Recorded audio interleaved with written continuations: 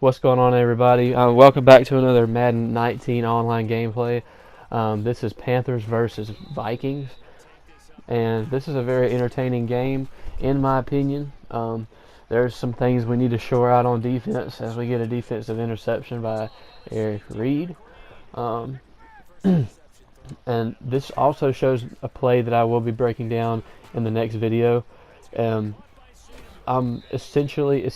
I'm running a lot of bunch now. It's the play buck sail or pat sail.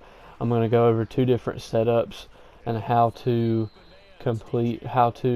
make your reads with that play. And as you can see, this bunch offense is very successful, and I'm not saying it's going to be this successful every time, but if you mix in the run an even amount like you should, it should be a very balanced offense for you. And right here, I should have had a user pick with Shaq Thompson right there, but I held triangle, but he just didn't animate, and he didn't animate right there either. But it's okay because EA. I feel like EA rewards you after you get screwed over enough, they'll give you something. So he tries to hurry up the offense. He runs verts, and I bait him. I make him think I'm following the drag, and I go shoot right back up there and lurk him and get the ball right back. So the reason that bunch offense was so good last year in Madden 18 was that there wasn't any real player motion in the game like there is now. As you see right here, watch this. This rarely happens in Madden. We recover our own punt because the player got hit in the head by the football. And yeah. So anyway, back to the bunch offense. The bunch offense was really successful last year because of the fact that there wasn't any real player motion, and that whenever you dumped it off to the tight end, you could easily turn upfield and get more yards. But now that real player motion is in the game, you have to, after you catch the ball as an offensive player, like say you throw the tight end route to the flat now, you have to plant your foot in the ground before you can actually take off running, which slows you down. And it seems like that the CPU defenders don't need to use real player motion to catch up to you and tackle you.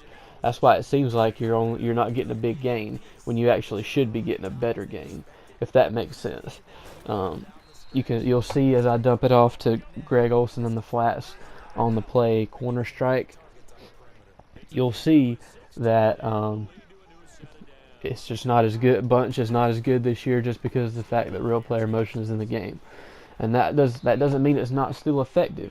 I'm just saying that it's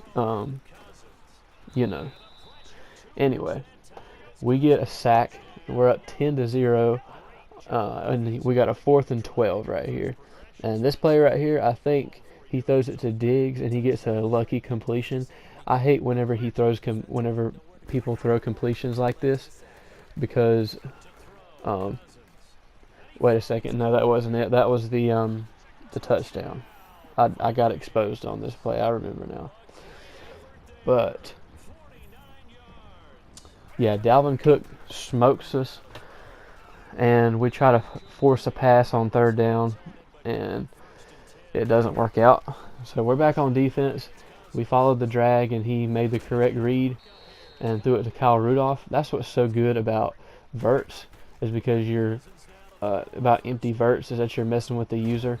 So if the user follows the drag, you throw to the route over the middle, because he has to respect that route over the middle. And Luke Kuechly comes up with a huge pick 6. Yes, I said it, pick 6. Juking out Kirk Cousins and taking it the distance. And guys, this is why I know Bobby Wagner's nice, but I'm telling you, he is not better anywhere close to Luke Kuechly. Luke Kuechly is by far the best middle linebacker in the league, and that is not me being biased. That's just a straight fact. So, and here we are giving up a big return that we shouldn't have given up.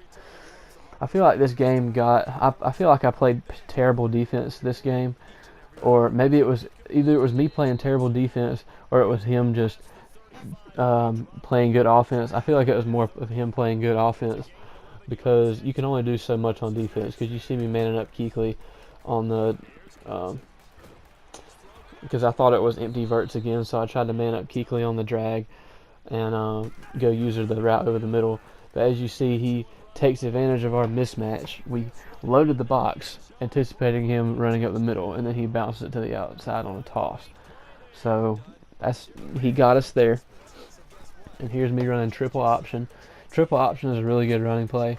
If you hand it off to your, you want your best running back on the left. Lined up to your left, and you want to hand it off to him every single time. I thought I had a touchdown right here. After he spun out of that hit, I was like, whoa. But yeah, you want to hand it to your best running back on the option. And I almost got to the end zone here, and a couple of jukes by Christian McCaffrey, but he didn't get in, unfortunately. But that doesn't mean we can't take it in with the big man. So Cam had a game.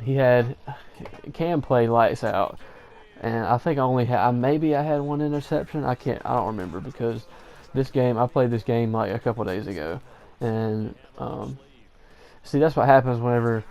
I shouldn't have left him open. I was user guarding him, and then I left him, and then he took advantage of the defense I was in.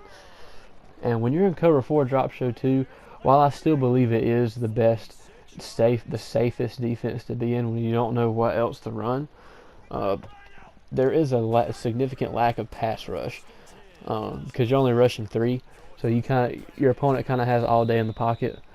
But it makes for a really good red zone defense. I do use it quite a bit in the red zone, along with my 4-4 and 4-6 packages. So yeah, the volume is really low on the sound of this video. I think not the audio of me talking, but I guess that's how it needs to be. I don't know. Maybe I'm tripping, but you see, even against man defense, and you see his defender stumble, but I would have juked him, made him miss anyway. But when I break down this play in the next video, it's just going to be so good. And to be honest, I don't know if I'm going to break down the play first and then show you the gameplay, or if I'm going to show you this video and then show you the play of me breaking it down. But it is a very good play. But see, Kyle Rudolph, he is straight up exposing me with Kyle Rudolph. I don't know how. Kyle Rudolph's a good tight end, but I didn't think he had moves like that ever. And then that was basically the Kyle Rudolph drive right there. To sum it up. And see, I'm running triple option again, and you see we're getting big gains. The good thing about this triple option is that you can easily cut it upfield, and it's so easy to make them the first defender miss this year. It's not guaranteed big gains every single time, but it is a little bit. It's just a nice running play. And here we had an unfortunate fumble. I feel like we didn't deserve to fumble right there, but I just figured that's EA trying to keep him in the game. But nonetheless, it's a turnover. And I see where my opponent was looking with that, but James Bradbury, with his height and length, was able to recover and intercept the ball for me. Very thankful to have that interception. I can see why he thought it was open, but sometimes stuff just isn't open. And here's the thing, like, DJ Moore and Curtis Samuel this is why I start them now in this offense, because they're my 2 fastest receivers. Actually, Damiere Byrd's my fastest receiver, but he's just got the speed. He don't have anything else. But Curtis and DJ are my 2 primary receivers now. And they just have so much speed, and just man coverage is just a mismatch.